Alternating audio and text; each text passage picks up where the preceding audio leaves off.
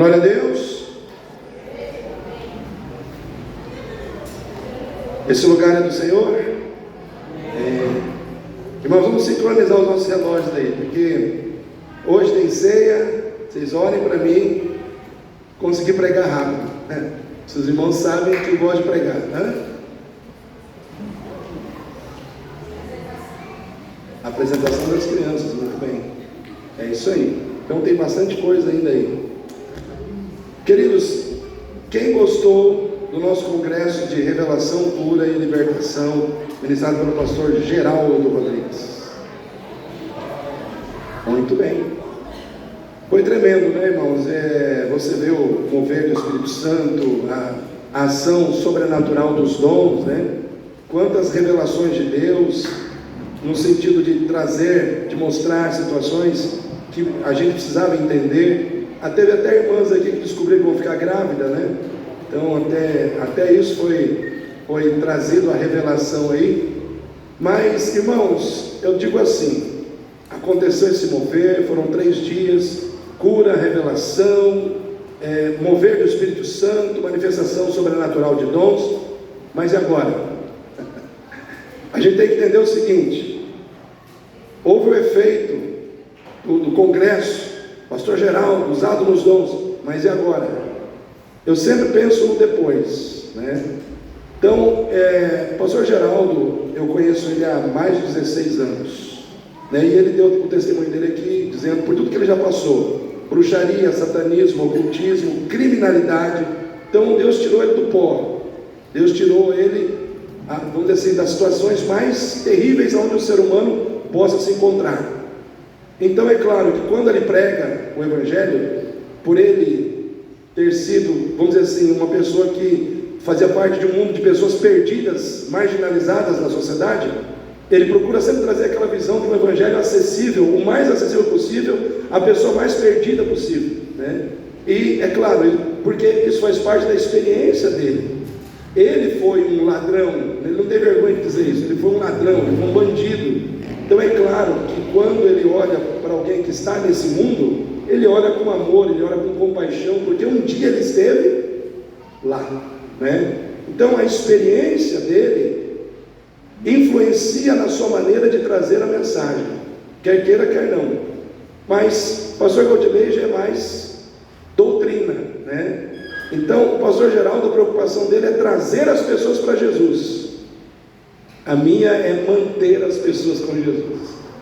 Porque eu digo assim, irmãos, é fácil você entrar, é fácil você aceitar, é fácil você iniciar uma caminhada, mas o mais difícil é você permanecer. Se você vai conversar com um corredor de fundo, essas pessoas que correm maratona, pergunta para ela se é mais fácil começar ou terminar. Ela vai dizer para você: pastor, terminar é muito mais difícil, porque quando você começa, tranquilo, mas a hora que você começa a pegar os terrenos íngremes, as descidas, as subidas, os terrenos acidentados, o cansaço, o desgaste, para chegar no fim, é muito difícil. E tem muita gente que até começou bem, mas às vezes no meio do caminho não estava tão bem quanto começou. E nós temos que pensar nisso hoje, né? Eu sempre digo assim, o pastor Geraldo ele diz: quando Deus salva uma pessoa, ele não deixa aquela pessoa se perder. Os irmãos lembram que ele falou isso? A minha missão é mostrar como Deus trabalha para fazer com que as pessoas não se perdam. Ele lançou a situação, eu fui chamado para destrinchar o que ele falou, entende? Por quê? Porque tem coisas que Deus trabalha na minha vida de um jeito e na vida dele de outro, né? Então, por exemplo, eu amo o pastor Geraldo, sou amigo dele, ele é homem de Deus, mas eu não concordo com tudo que ele fala. Tem determinadas situações que ele coloca que eu fico na minha, né? Mas eu respeito a maneira como ele coloca determinadas situações. Mas nós precisamos pensar nessa questão de estarmos em Cristo, de sermos igreja de Cristo, de sermos cristãos, e entendermos como essa realidade está sendo vivida por nós hoje. Porque nós temos que entender que esse tempo que nós chamamos de hoje é um tempo muito decisivo para a vida da igreja, para a vida de muitos cristãos, irmãos.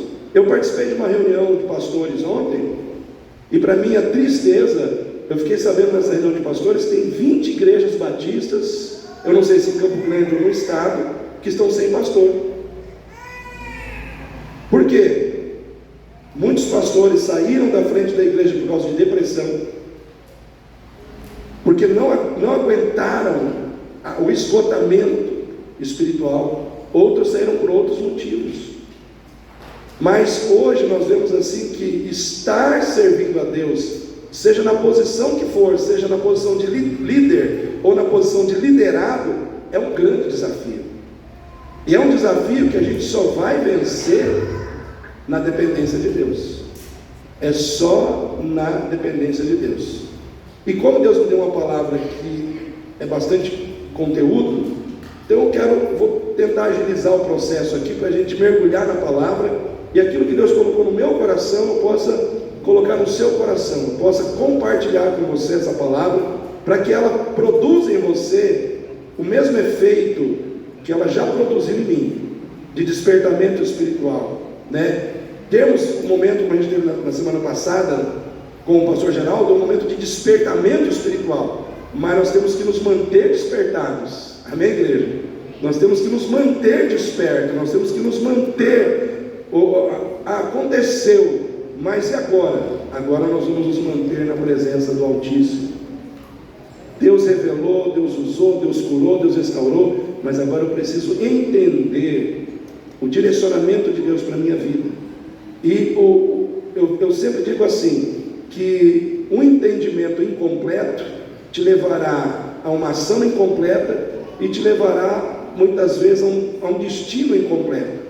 Então tudo começa no entendimento. O entendimento errado te leva a uma ação errada, a um destino errado. Então nós temos que entender profundamente aquilo que Deus quer falar conosco. Então hoje, em muitas igrejas, a palavra de Deus não está sendo pregada. Nós precisamos mergulhar na palavra. A palavra de Deus precisa encontrar lugar no nosso coração, porque é essa palavra que vai nos manter em pé até o fim da nossa jornada aqui na terra, para a gente poder entrar no céu. Amém, queridos? Antes de entrar na palavra, eu quero só mencionar uma situação. Nós fazemos coisas dentro da igreja por religiosidade ou por espiritualidade, e às vezes a gente não consegue discernir isso.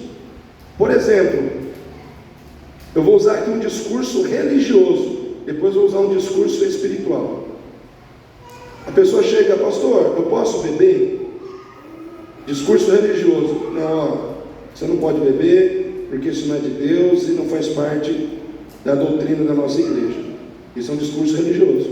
Sim ou não, irmãos? Só que um discurso assim, as pessoas não estão aceitando mais. Sim ou não? As pessoas não estão aceitando mais. Agora um discurso espiritual: pastor, eu posso beber? Olha, querido, a Bíblia não proíbe coisa de beber. Mas se você for lá em 1 Coríntios 10, 23, diz assim: tudo é lícito, mas nem tudo convém. Tudo é lícito, mas nem tudo edifica.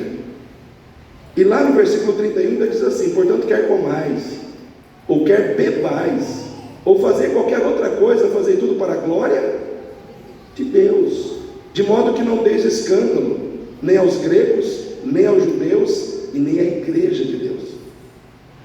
Então, querido, eu não posso dizer para você beba ou não beba.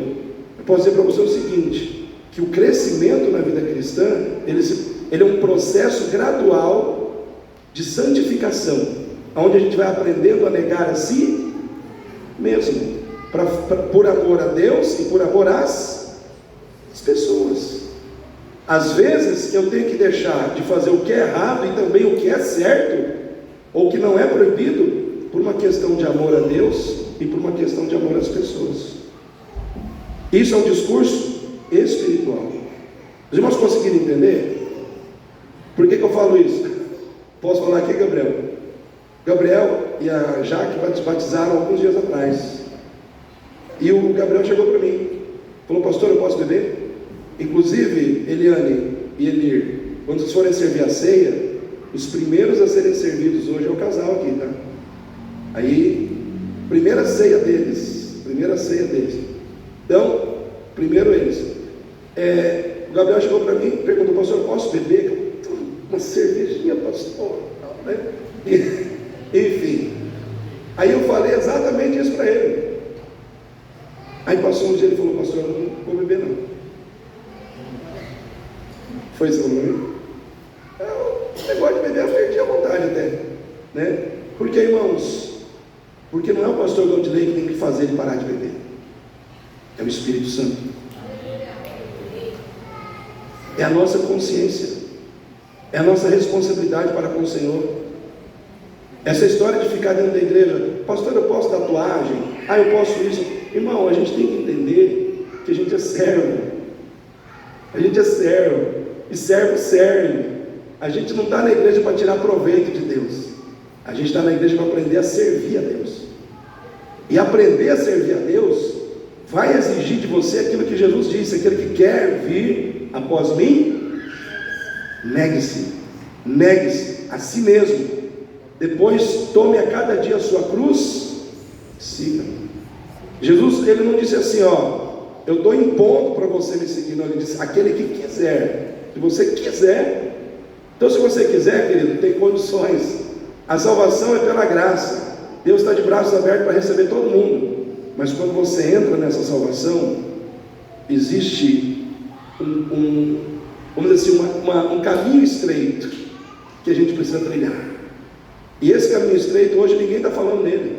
Não se fala de arrependimento, né? Os pastores estão com medo de perder membro, estão com medo de falar a verdade, e eu não tenho medo de falar a verdade, né? Então eu exponho para você o que é, você decide, porque, irmãos, nós estamos vendo dias em que, se nós não entendermos claramente o que Deus quer de nós, a gente vai ficar no meio do caminho, patinando, pulando de igreja para igreja.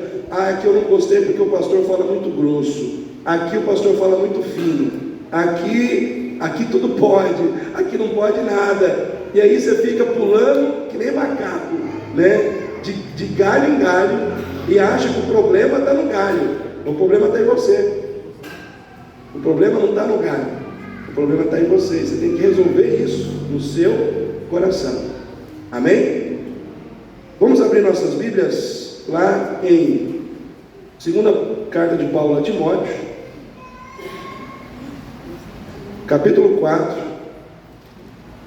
Nós vamos falar sobre a igreja dos últimos dias.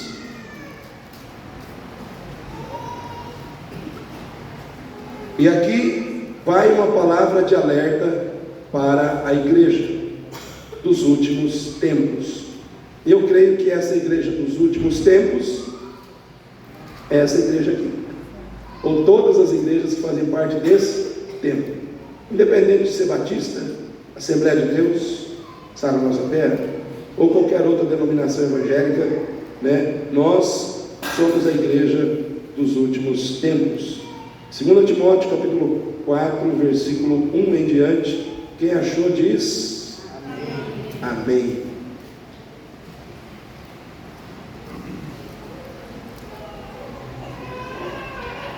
Diz assim a palavra de Deus: conjuro-te, pois, diante de Deus e do Senhor Jesus Cristo, que há de julgar os vivos e quem, irmãos? E os mortos, na sua vinda e no seu reino, que pregues a palavra, instes a tempo e fora de tempo. Olha só: corrijas, repreendas, exortes com toda longanimidade e doutrina. Só fazendo um parênteses aqui, você pode ver que os verbos aqui não tem nenhum encoraja, afaga, né? Passa a mão. Corrija, repreenda e exorta. Ou seja, são todos verbos que envolvem chamar a atenção. Exortar, corrigir, repreender é chamar a atenção. Ou seja, Deus está preocupado em que nos últimos tempos a igreja dele seja chamada a atenção, para estar desperta em relação às situações do seu reino, com toda a longanimidade e doutrina. Olha só: porque virá tempo em que não suportarão a sã doutrina, mas tendo coceira nos ouvidos, amontoarão para si doutores, conforme as suas próprias concupiscências, e desviarão os ouvidos da verdade, voltando às fábulas. Mas tu, sê sóbrio em tudo, sofre as aflições, faze a obra de um evangelista, cumpre o teu ministério, porque eu já estou sendo oferecido em aspersão de sacrifício, e o tempo da minha partida está próximo. Combati o bom combate, acabei a carreira, guardei a fé. Amém? Olha só a palavra de um sábio pastor, um pastor experiente, falando a um pastor mais jovem, falando a um pastor mais, vamos dizer assim, mais inexperiente. E aqui o apóstolo Paulo, ele está dizendo que ele já estava, eu já estou indo, meu tempo já está encerrando, né? Eu combati o bom combate, eu encerrei a minha carreira, mas eu guardei a minha fé. Então eu quero dizer para você, querido, guarda a sua fé, todos os dias, porque está dizendo guarda a fé, é por quê? Porque a gente pode perder, sim ou não? Se você tem que guardar algo, é porque aquilo pode ser perdido. Então o apóstolo Paulo falou, olha, combati, encerrei, mas guardei a minha fé.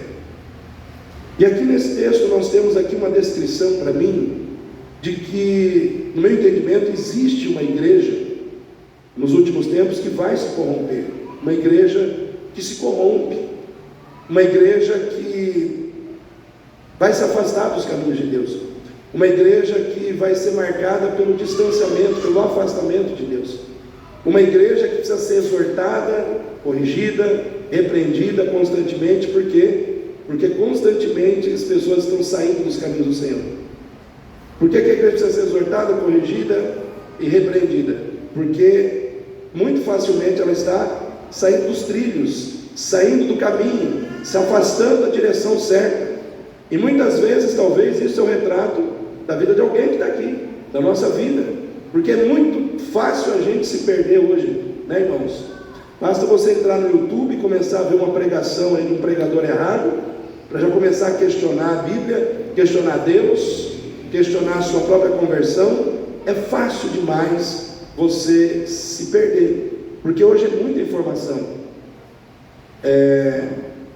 Da década de 90 para cá, por exemplo, 90, até eu nem lembro se tinha aparelho celular nessa época, mas deveria ter. Mas, irmãos, a informação ela chega para nós hoje de uma maneira assim, numa velocidade incrível. É muita informação. Você abre o TikTok, você abre o Instagram, você abre, toda hora é um videozinho um atrás do outro, e você vai sendo bombardeado. E muitas vezes nós não estamos tendo mais tempo para a palavra de Deus. E eu vejo aqui que a igreja, ela se corrompe quando? Primeiro, quando a igreja não prepara, ou prepara os crentes só para prosperar e se dar bem nessa vida, mas não prepara o crente para enfrentar o juízo ou o julgamento de Deus. Então, quando é que a igreja se corrompe? Quando ela prepara o crente para se dar bem, para ganhar dinheiro, para ser próspero, né? Para ter um bom emprego, enfim, tudo que ele precisa para viver bem aqui. Mas ela não ensina o crente, não prepara o crente para enfrentar o julgamento de Deus. Existe um julgamento que é para a igreja, e que acontece, e que vai acontecer escatologicamente, mas que acontece no presente diariamente. Sabia que diariamente você passa pelo julgamento de Deus? Tem crente que não sabe dessa situação, mas existe um julgamento que é online, ele é todo dia. Todo dia Deus executa um julgamento sobre a sua igreja. É um julgamento corretivo, é um julgamento de despertamento espiritual. Por exemplo, vou pedir para o Davi colocar aí 1 Pedro 4,17, que é bom que todo mundo vê. Passa aí no telão, 1 Pedro 4,17.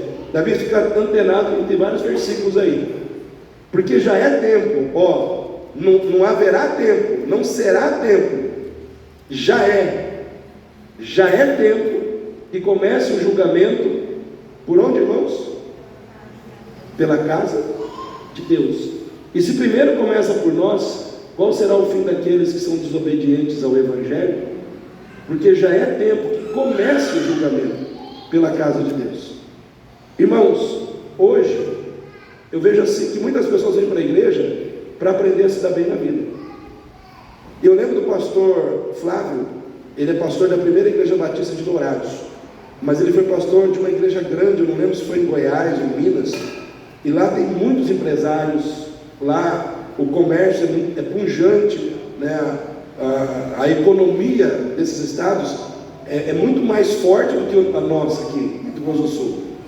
E domingo à noite, chegou 2 empresários para ele, de empresas grandes, falou: pastor, é o seguinte, nós somos muito atarefados, a gente tem nossas empresas para cuidar, nós temos um conglomerado de empresas e tal, e a gente não tem muito tempo para vir à igreja, e a gente gostaria de pedir para o senhor que quando a gente viesse no domingo, o senhor trouxesse uma palavra que nos desse uma orientação de como melhorar os nossos negócios. O pastor Flávio olhou para eles, falou assim: olha, eu estou aqui para pregar a palavra de Deus e não para dar treinamento empresarial. Se essa é a intenção de vocês, vocês podem arrumar outro pastor, porque a partir de hoje eu estou saindo da frente dessa igreja. E ele deixou a igreja. Ele deixou a igreja porque as pessoas queriam pressioná-lo a pregar coaching, a pregar para que eles pudessem ter as estratégias para ganhar dinheiro. Ele falou: não estou aqui para isso, eu estou aqui para pregar o reino de Deus e mostrar para vocês como se vive na presença dele, como se tem um relacionamento com Deus. Eu não estou aqui para ensinar vocês a ganhar dinheiro, eu estou aqui para ensinar vocês como que chega no céu. E se a minha pregação não está servindo, então eu também não sirvo para essa igreja. E ele saiu. Eu achei muito corajosa a atitude dele e muito certa, né? Então hoje se prega muitas coisas, mas o que nós estamos precisando é nos despertarmos para o fato de que existe um julgamento. Se você olhar aí, vamos lá, você abriu a Bíblia em 2 Timóteo 4, olha só o que diz o versículo 1: conjuro-te, pois, diante de Deus e do nosso Senhor Jesus Cristo, que há de fazer o que, irmãos? O que Jesus vai fazer? Julgar os vivos e os mortos. Ou seja, vai ter julgamento. Fala para o seu irmão: vai ter julgamento, irmão. Agora fala assim: já tem julgamento. Todos os dias eu e você passamos por julgamentos, né? Deus nos julga e nos julgará. Segundo, Deus nos julga e nos julgará para verificar se a nossa fé ela é viva ou ela é morta, pelo que ela produz. A fé, como disse o apóstolo Tiago, a fé sem obras, ela é morta. Isso quer dizer que existe um tipo de fé que é viva, e existe um tipo de fé que é morta. Abra a sua Bíblia, Tiago capítulo 2. Hoje vocês vão abrir Bíblia aí, hein? Tiago capítulo 2,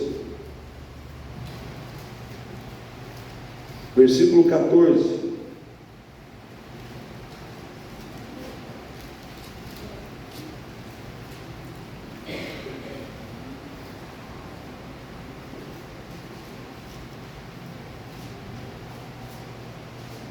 Diz assim: meus irmãos, que aproveita se alguém disser que tem fé e não tiver as obras?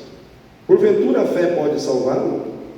E se o irmão ou a irmã estiverem nus e tiverem falta de mantimento cotidiano, e algum de vós lhe disser: ide em paz, aquentai-vos e fartai-vos, e não lhes derdes as coisas necessárias para o corpo, que proveito virá daí?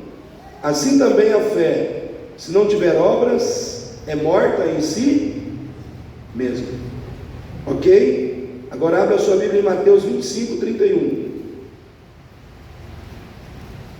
Mateus 25, 31.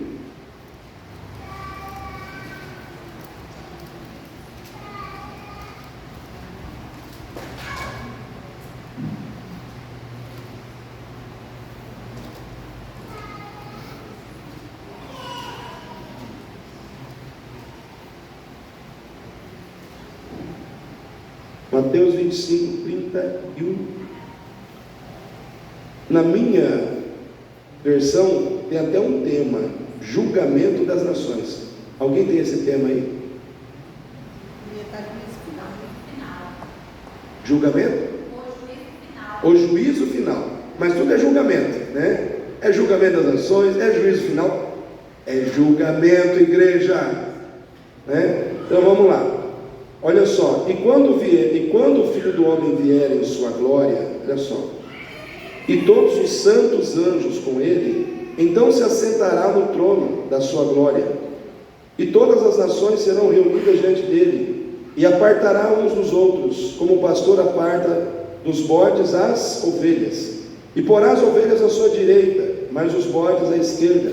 Então dirá o rei aos que estiverem à sua direita: vinde benditos de meu Pai, possui por herança o reino que vos está preparado desde a fundação do mundo, porque tive fome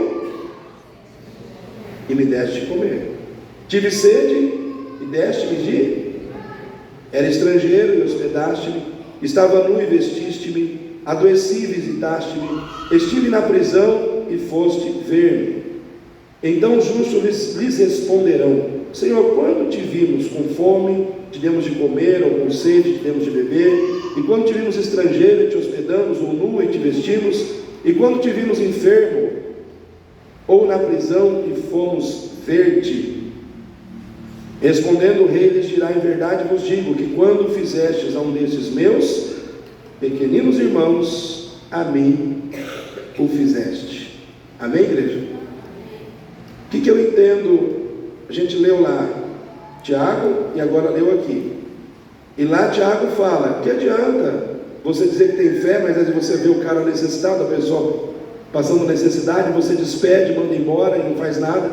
E aqui está dizendo que Jesus, quando vier, ele vai julgar todas as nações, e ele vai dizer: olha, vai separar os bodes, as ovelhas, e ele vai dizer: olha, eu estive nu, você me vestiu, eu tive fome, você me deu de comer, eu tive sede, você me deu de beber. E ele vai dizer: olha, as pessoas vão perguntar: mas quando nós fizemos isso? Quando vocês alimentaram o necessitado, quando você alimentou aquele necessitado, a mim você estava fazendo. O que eu entendo aqui, irmãos, que a relação que existe entre Jesus e o necessitado, essa relação que existe entre Jesus e o necessitado, serve para julgar a nossa fé, se ela é viva ou se ela é morta.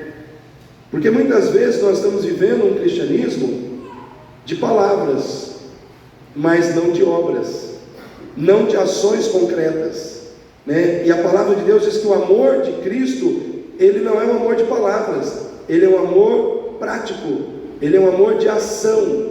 Então, quando a gente ama em Cristo Jesus, a gente não consegue ficar inerte, parado, sem agir, sem fazer o que é necessário por aquele que está no nosso caminho.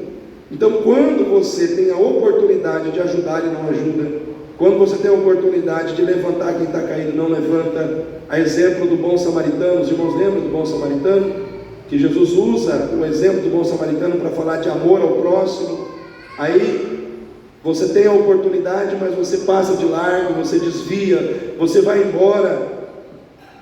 Você já parou a pensar que muitas vezes ali está representando a figura e a pessoa de Jesus Cristo, né? Naquele momento, naquela situação, nós temos que parar para pensar, irmãos. Quando as pessoas me pedem comida, quando as pessoas me pedem de comer, eu nunca recuso. Se eu não tenho, eu vou lá e compro. Ah, pastor, mas vai vender, vai trocar por droga, está te iludindo, está te passando a perna. Não interessa. Está me passando a perna, está me iludindo, vai se entender com Deus lá na frente. A minha parte eu vou fazer. O que nós não podemos permitir é que o mundo mate o amor e a compaixão em nosso coração, igreja. O que nós não podemos permitir é que a gente se torne pessoas frias, pessoas insensíveis, porque a gente está vendo tanta malandragem no mundo, tanta situação, tanto engano, que a gente fala, não vou dar uma de bobo. Não, irmãos, às vezes você vai dar uma de bobo, por amor a Jesus, por amor a Deus. O que você não pode perder é a sua compaixão, é a sua capacidade de fazer pelos outros o que Jesus fez por você, o que Jesus faz por mim, o que Jesus faz por nós todos os dias. Ele age com compaixão e graça, amém? E nós precisamos fazer isso. Todos os dias existe um julgamento sobre a igreja de Deus, onde o Senhor julga a nossa fé, para ver se a nossa fé é viva, se ela é morta, se ela é uma fé de palavras, ou se ela é uma fé de atitudes. Porque dizer que a gente aceitou a Jesus é fácil, mas a gente tem que comprovar isso, né? Para o mundo e para Deus, com atitudes que testificam o que nós estamos dizendo. Então nós não podemos falar de amor e não amar. Amém, igreja? Nós não podemos falar de perdão e não perdoar. Nós não podemos falar de coisas que nós sabemos que fazem parte da nossa vida, mas que nós não estamos praticando. Então, nós muitas vezes temos que entender que existe um julgamento. Ele vai julgar os vivos e os mortos na sua vinda. Mas antes de chegar aquele dia que é escatológico, que é profético, que é futuro, Ele está te julgando hoje. Essa palavra que eu estou pregando, ela está te julgando. Você está entendendo? Você está tendo a oportunidade de ser julgado hoje. Você está tendo a oportunidade de olhar para dentro do seu coração e se autoavaliar. Aonde você está acertando e aonde você está errando. Para que você tenha a oportunidade de, se está errado, mudar e fazer do jeito certo. Então, Deus, Ele não quer perder ninguém que Ele salvou. Mas para isso, Ele usa a palavra para nos confrontar, né? Como diz, repreende, corrige, exorta. Por quê? Porque Deus não quer perder os seus filhos. Deus não quer te perder para o mundo. Amém? Deus não quer te perder para o pecado. Deus não quer te perder para um falso cristianismo. Deus não quer te perder. Então por isso, muitas vezes, Ele diz para você que Ele precisa julgar a sua vida todos os dias, para que você abra os seus olhos, para que você se desperte e faça concertos com Deus, concertos com o seu coração, concertos com a palavra. Amém, igreja? O Senhor também nos julga a nossa conversão pela dedicação desordenada que muitas vezes nós temos para com os cuidados dessa vida. Quem se converteu a Cristo aí? Levanta a mão, com coragem. Aleluia. Só que Deus julga a sua conversão. Como, pastor? Pela maneira como você se relaciona com o mundo, com as coisas do mundo, com os prazeres da vida, né? Quem é convertido não se entrega ao mundo, não se entrega desordenadamente às coisas do mundo, não se entrega ao pecado, não se entrega aos prazeres, por mais que o prazer seja prazeroso, né? Estou sendo redundante aqui, né? Mas não se entrega. Por quê? Porque é convertido, seu coração pertence a Deus. Abra sua Bíblia em Lucas, capítulo 21, versículo 34.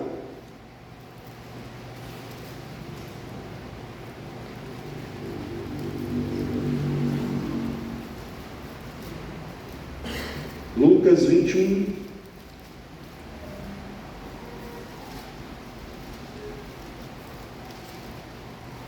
Vou ler o 33, do 33 em diante, porque isso aqui tudo fala de julgamento, tá? São textos que falam, todos esses textos que eu estou citando para vocês, tudo é texto de julgamento. Então, para vocês entenderem julgamento, né? Como funciona essas questões dentro do contexto bíblico. Então, diz, olha só o Senhor Jesus falando, versículo 33, Lucas 21, 33: passará o céu e a terra, mas as minhas palavras não hão de passar. Olha só o 34: olhai por vós, Não aconteça que os vossos corações se carreguem do que, irmãos? O que é glutonaria? Comer demais. Gula, né, irmã? A irmã falou ali no português, claro, gula. Até gula, né? Embriaguez, o que é, irmãos? Precisa falar muito, né? Embriaguez, tomar, encher a cara, né? E dos cuidados da vida, e venha sobre vós de improviso aquele dia, porque virá como um laço sobre todos os que habitam na face de toda a terra. Olha só, vigiai, versículo 36, vigiai, pois, em todo o tempo, fazendo o que, irmãos? Orando, para que sejais ávidos por dignos de evitar todas essas coisas que hão de acontecer. Não é uma possibilidade, vai acontecer. Amém, igreja? Vai acontecer, hão de acontecer, e de estar em pé diante do Filho do Homem. O que Deus quer que você esteja diante de Jesus? Ele quer que você esteja em pé. Fala para o seu irmão, Deus quer que você esteja em pé. A vontade de Deus é que a gente esteja em pé. Em pé quer dizer aprovado. Em pé quer dizer de cabeça erguida, aprovado, quando Ele vier. Mas para que a gente esteja em pé, aprovado, passando pela avaliação, pelo julgamento dele e sendo aprovado, a gente tem que guardar o nosso coração. Tem que guardar o nosso coração da glutonaria, da embriaguez, dos cuidados dessa vida. Diversão demais é problema, rede social demais é problema, televisão demais é problema, né? Tudo aquilo que suga o teu tempo, tudo aquilo que te tira da presença de Deus, pode não ser pecado na Bíblia, mas está te tirando da presença de Deus, está sugando o teu coração, está levando você para longe da presença de Deus. Isso a gente coloca naquele pacote: cuidado, dedicação desordenada aos cuidados dessa vida. Preocupado demais em ganhar dinheiro, preocupado demais só com um profissional, preocupado demais só com o lazer. Aí você não ora, você não vem na igreja, você não lê a Bíblia, e a sua vida espiritual vem pelo ralo. A sua fé está desse tamaninho.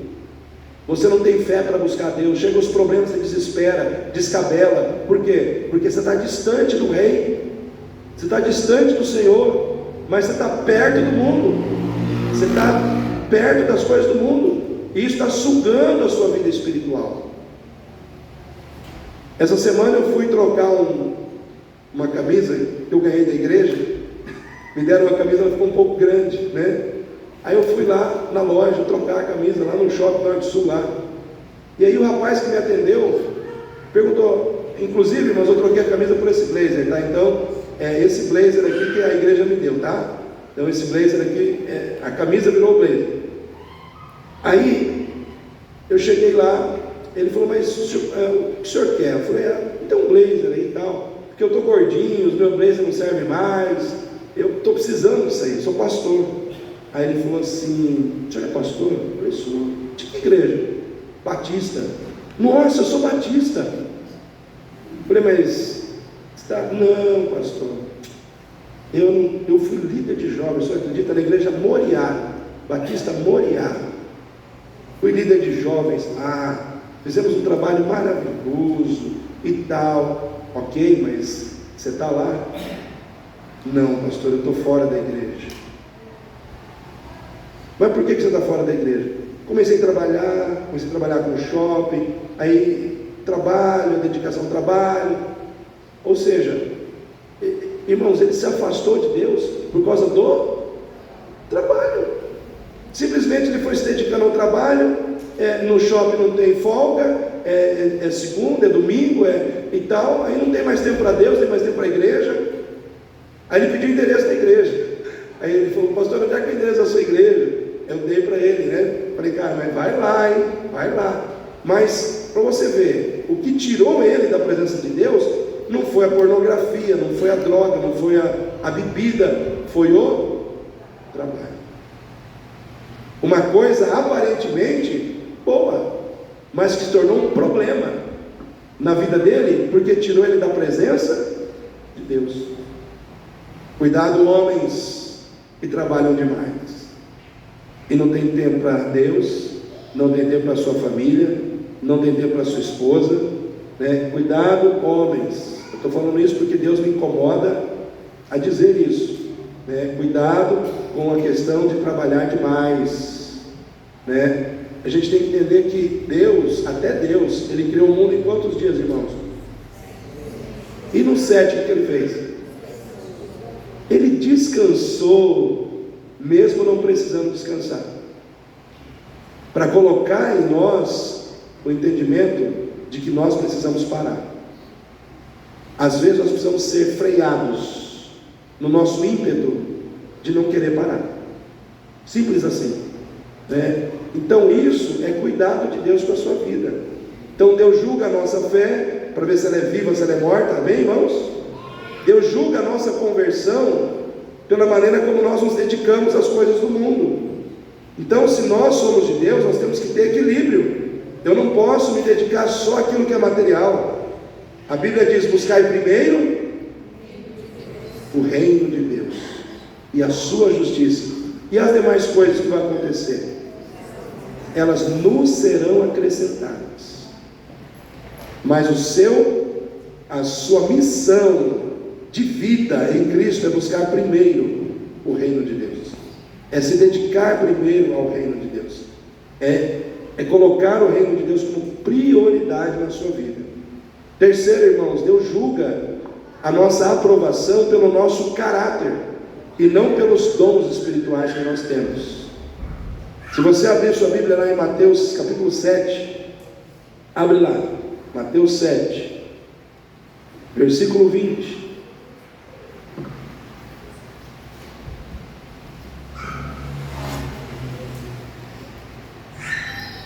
Mateus 7, 20. Quem está me acompanhando aí? Ninguém vai dormir, hein? Você sentir que alguém está dormindo, você cutuca aí, irmão. Capítulo 7, versículo 20.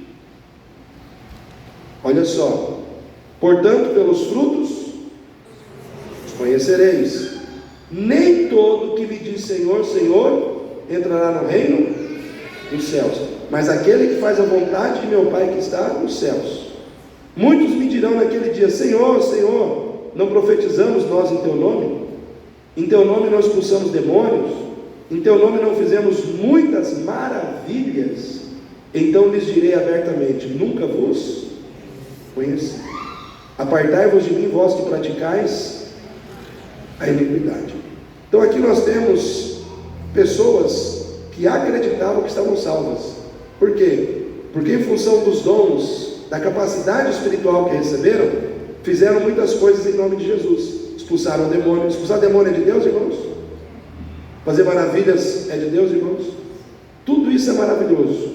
Tudo isso é capacitação sobrenatural, é dom do Espírito Santo, é poder de Deus.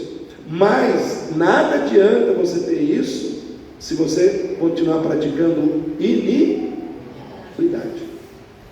O fato de você ser usado por Deus não quer dizer que você é aprovado por Deus.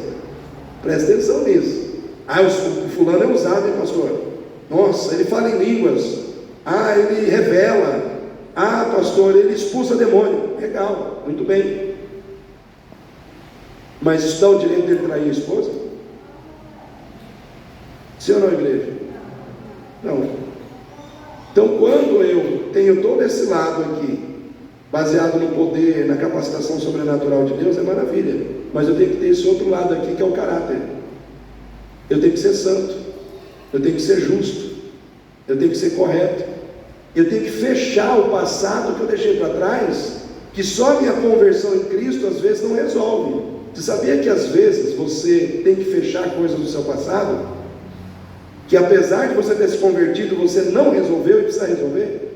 Vou dar um exemplo. Eu tive aqui um irmão, uma época, não lembro se o nome dele era José. Ele era irmão da irmã Cláudia, né? E esse irmão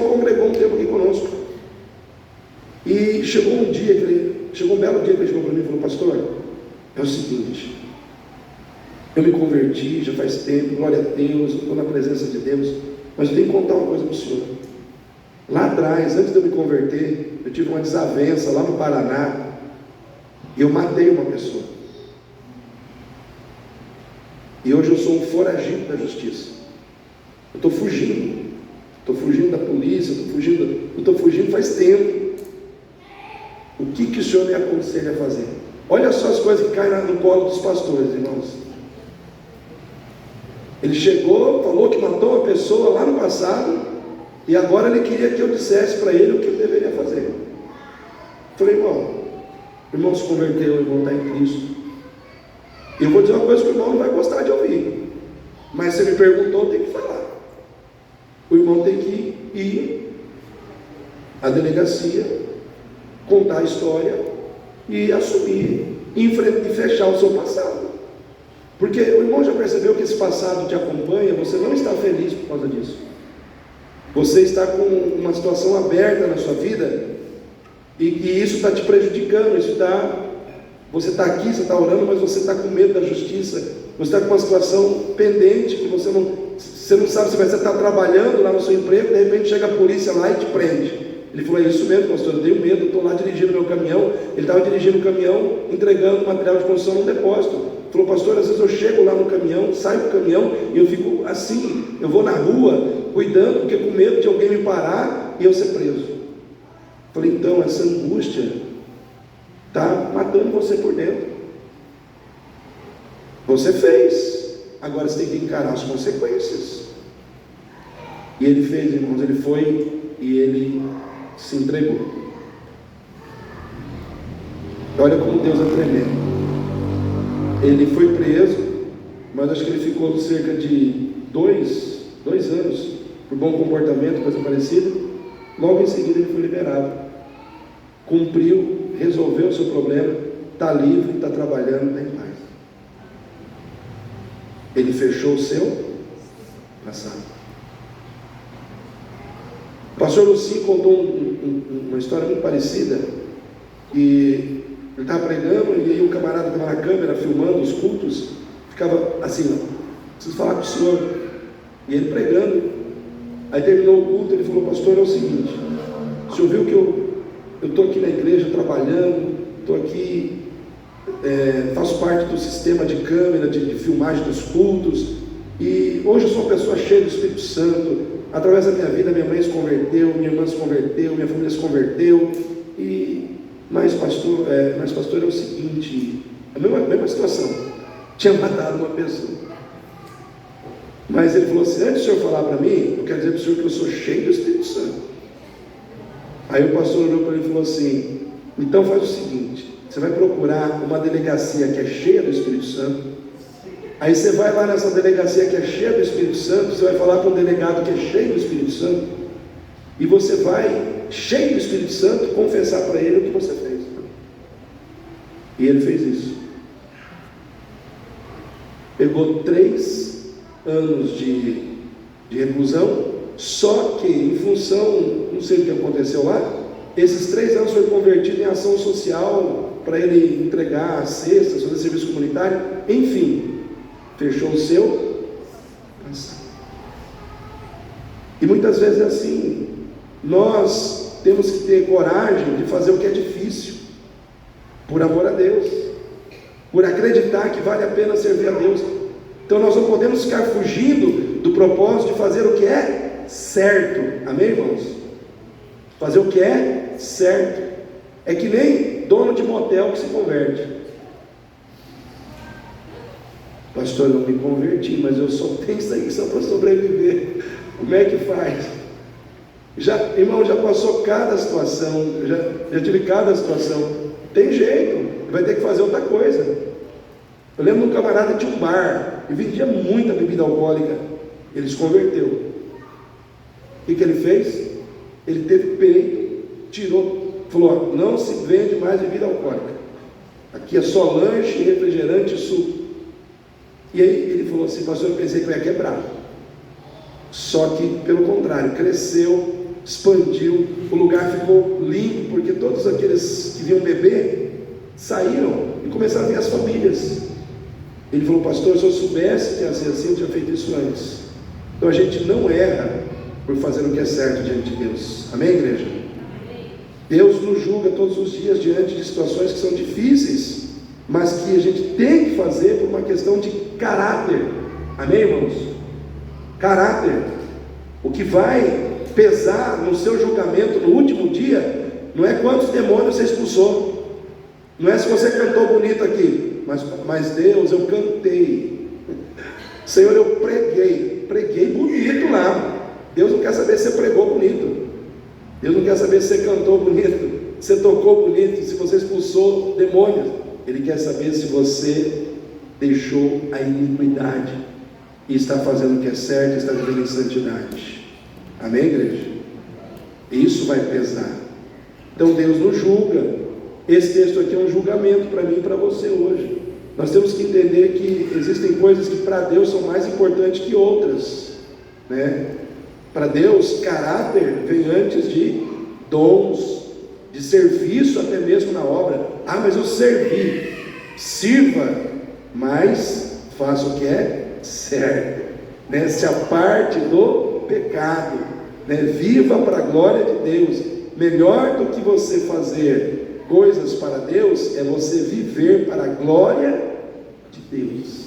As pessoas olharem para você e falar: ali vai uma serva, ali vai um servo de Deus, porque a vida dele espelha a Deus. E é isso que nós temos que buscar na nossa vida. Amém, queridos? Como eu disse, eu não vou conseguir pregar essa palavra toda, mas mais um tópico aí. A igreja, ela se corrompe quando ela não quer ouvir a palavra de Deus, quando ela fecha os ouvidos para a palavra de Deus. Então, quando você vai lá em 2 Timóteo, vamos voltar lá na 2 Timóteo, capítulo 4, versículo 3, diz assim: porque virá tempo em que não suportarão a sã doutrina, mas tendo coceira nos ouvidos, amontoarão para si doutores, conforme as suas próprias concupiscências, e desviarão os ouvidos do que, irmãos? Da verdade. Ou seja, a verdade eu não quero ouvir a verdade, porque a verdade dói, né? Sabe aquela história da verdade dói? A verdade dói, mas ela sara. A verdade dói, mas ela cura. A verdade dói, mas ela te levanta e te mantém em pé. Nós não podemos fugir da verdade, irmãos. Se a verdade de Deus nos diz que nós estamos sendo infiéis, nós temos que dizer: sou infiel, mas vou mudar. Se a verdade diz que eu estou sendo incrédulo, eu tenho que reconhecer que estou sendo incrédulo, mas tenho que mudar. A gente gosta da verdade que nos exalta, mas às vezes a verdade vem para nos quebrantar, para mostrar para nós que existem coisas que não estão bem. Por que nós temos que ouvir a palavra? Porque segundo João 10, 27 e 28, é um sinal de que nós somos ovelhas de Jesus. Jesus diz: as minhas ovelhas ouvem a minha voz. As minhas ovelhas ouvem a minha voz. As minhas ovelhas ouvem a minha voz. Em outras palavras, se você é ovelha de Jesus, você vai ouvir a voz de Jesus. Amém, querido? Se somos ovelhas dele, nós vamos ouvir a voz dele. A voz dele será prazerosa para nós. Nós teremos prazer em ouvir a voz de Deus. Então, as minhas ovelhas ouvem a minha voz. Segundo, porque quando ouvimos a palavra, nos tornamos discípulos. João 8, 31 e 32. Se sois meus discípulos, ouvireis as minhas palavras, e conhecereis a verdade vos libertará. Ou seja, à medida que eu ouço a verdade, eu permito que a verdade de Deus entre na minha vida, ele me liberta do engano, né? Ele me liberta, irmãos, do pecado. Ele me liberta de tudo aquilo que muitas vezes quer me levar para caminhos errados. Quando você olha, por exemplo, vamos ver aqui, Salmo 119, 105. Davi, Salmo 119, 105.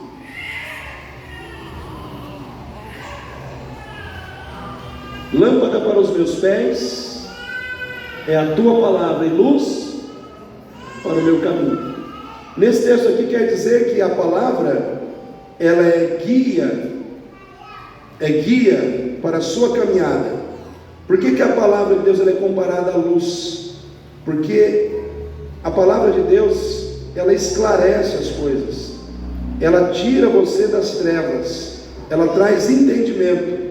Uma pessoa que tem uma mente iluminada é uma pessoa que tem uma mente esclarecida, é uma pessoa que tem uma mente que tem entendimento, por isso ela não anda no escuro, né? Agora, uma pessoa que não tem a palavra, ela está no escuro, sem direção, sem saber para onde vai.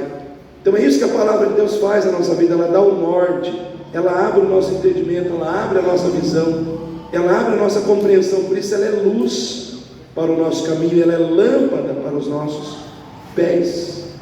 Então, quando você coloca a palavra para dentro de você, você está recebendo uma mente esclarecida, uma mente iluminada, para não errar, né? Para não falhar, mas para acertar nas suas decisões. Quem quer acertar nas suas decisões aí? Então se encha da palavra. Quando a palavra de Deus está dentro de nós, Deus governa a nossa vida. Amém, igreja?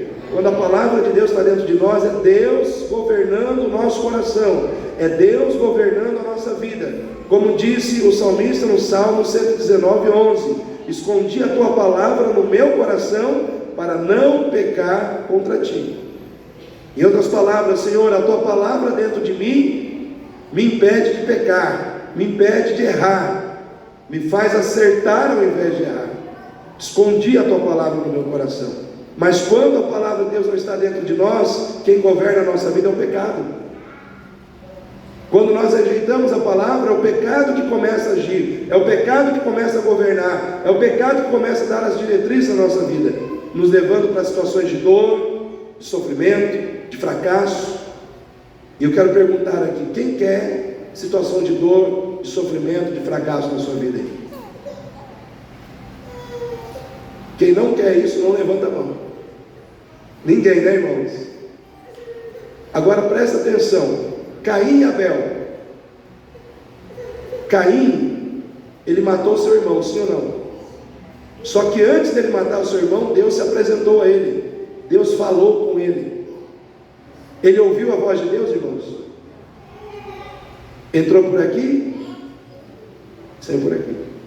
Sabe aquela questão de você escutar, mas não ouvir? É aquela questão de você, por educação, você ouve, mas você não leva a sério o que você está ouvindo. É aquela questão, vou ouvir, vou escutar, mas não vou levar a sério. Foi isso que aconteceu com Caim. Deus falou: olha, eu estou vendo que o pecado está no teu coração, e sobre ele você deve dominar. Só que Caim ouviu, não levou a sério, foi lá e matou o seu irmão. Quando a gente não quer ouvir o que Deus tem a nos dizer, o pecado nos leva a fazer aquilo que nós nunca deveríamos ter feito. Caim matou o seu irmão e trouxe desgraça sobre a sua vida, porque não levou a sério a palavra de Deus. O que eu quero dizer para você nessa noite: leve a sério a palavra de Deus na sua vida. Se Deus está falando com você, aplica isso ao teu coração. Não ignore, não despreze, né, aquilo que Deus está dizendo para você. Um outro exemplo, aí eu já encerro a palavra, é o exemplo do profeta Jonas. A Bíblia nos relata que Deus foi lá e falou com o profeta, sim ou não, irmãos? Falou: Jonas, vai para Nínive. Jonas falou: eu vou para Jope.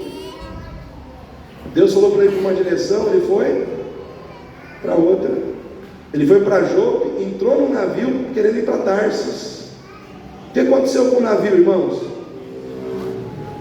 Veio uma tempestade, não veio? Parecia que o navio ia quebrar, ia despedaçar, porque ele rejeitou a palavra do Senhor. Deus fez com que houvesse tempestade no seu caminho. Eu quero perguntar para você: você quer tempestade na sua vida? Então, se você não quer tempestade, faça o que Deus está mandando você fazer. Seja esperto, seja inteligente, seja sábio, seja sábia. Você não precisa entrar em tempestade de graça. Deus é poderoso para te abençoar, mas você precisa ouvir a voz dele e obedecer. Quando Jonas se arrepende, fala assim: Senhor, eu entendi, está lá na barriga do peixe, não dá nem no navio mais, está lá na barriga do peixe, no escuro. Tem luz na barriga do peixe, irmãos? Será que na barriga do peixe cheira boticário? Irmãos, eu imagino que na barriga de um peixe, Deus me livre, não quero nem entender como é que funciona isso, mas deve ser um lugar horrível, mal cheiroso, escuro. Mas foi num lugar horrível, mal cheiroso e escuro, que ele se arrependeu, reconheceu que Deus era quem tinha o comando, e quando ele fez isso, o peixe foi lá e cuspiu ele em terra, e ele foi usado poderosamente pelo Senhor. Então eu quero dizer, encerrando essa palavra, Deus ele está falando aos nossos corações. Cabe a nós ouvir e colocar em prática o que Ele está nos entregando. Amém, queridos? Quem quer ser abençoado aí? Fique em pé nesse momento então. Vamos orar. Vamos participar da ceia do